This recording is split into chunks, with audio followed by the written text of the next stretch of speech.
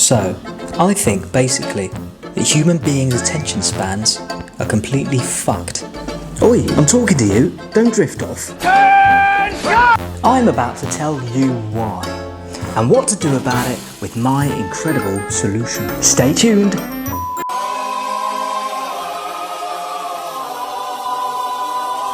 First, we start with the thing that has buggered our attention spans so much. We now clinically have shorter attention spans than goldfish. What was that? The culprit are devices. Nearly everything is instant today. Instant mail, instant news, instant messages, even instant noodles. Which nicely sums up the fact that these things are cheap, quick and taste like shit. Here are some quick stats to intrigue you. Number 1. In just 15 years, our attention spans have gone from 12 seconds in the year 2000 to 8.25 seconds in 2015. Number 2. A typical office worker checks their emails 30 times an hour. Number 3. The average user picks up their phone 1,500 times a week, taking up an average of 3 hours and 16 minutes. Yeah, that shit you up, hasn't it? The apps of today have monopolised our attention and commodified it into a money-making machine. Your attention is their dollars. And we're also the ones making the bloody content for free. Like me, I'm a bloody idiot. I'm an idiot! This is more mad than that essay written by Maddie McMadman. Even being a goddamn genius like me, I've noticed how addicted I am to my phone. I'm not sure if there's a way to measure how much you use the bloody thing, but we should. But it's not right that we're reaching for these devices every couple of minutes or so. Oh, it buzzed! They don't offer anything satiating either. It's like eating a holographic Nando's. It just doesn't fill you up. How many times, for instance, have you planned to have a productive day, but fallen into the trap of aimlessly surfing the information tidal wave under the guise of research, and ended up getting into an argument with a stranger about Arsenal's recent transfer activity? No? Oh, just me on that one then. Even worse is the fact that sites like Twitter have gamified anger. Twitter is an angry place to be, where the whole goal is to try and win an argument, which is sort of impossible. I win. If you think that's an accident, you're an idiot. It was designed that way. So, now you've spent the day in a constant flux between stress, anger and distraction. This is not good for a human being. Why?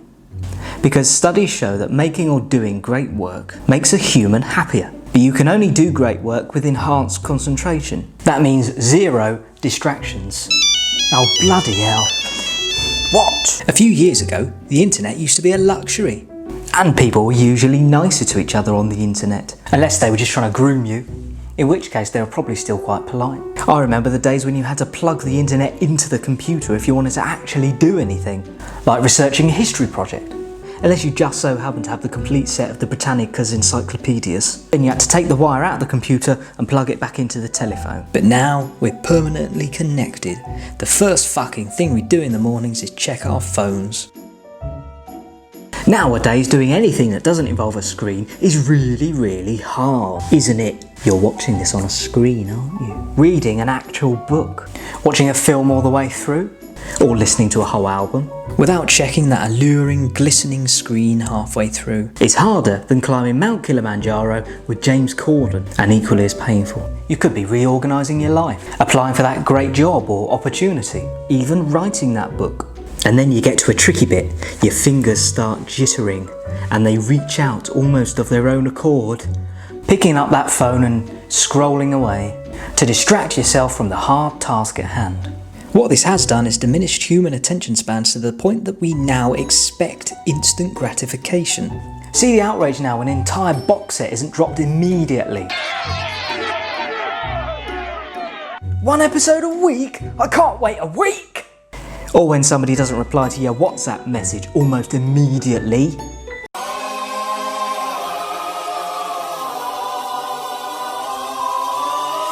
Deep work is the real hard work. It's the thing that takes the most mental energy. If you're an author, it's the writing of the book. If you're an actor, it's learning your lines. If you're a celebrity, it's walking around your 8,000 square foot mansion moaning because you're not on the telly at the moment. You insufferable fudging We live now in the information age, whether you like it or not. And just like the birth of the industrial age, the information age is still a bit crooked. And we are the bloody guinea pigs, exposed to this technology constantly, day in, day out. We're still not even sure if it's sodding safe or not. And we really have no idea of the long-term health effects, which is actually pretty mental. They wouldn't make something that isn't safe for humans. Oh yeah, because I have absolutely no examples of that. What I'm trying to say is, we don't understand the long-term effects of these things. Understand. Of constant exposure to this technology. How do we get our attention back? Detox. You need to detox. And no, it won't involve putting tubes up your bum, or drinking so much wheatgrass you look like Shrek. Practice digital hygiene and detox from devices. But how? Well, this is what I do when it comes time that I actually need to do some work. These don't work for everyone, but they should. Number 1.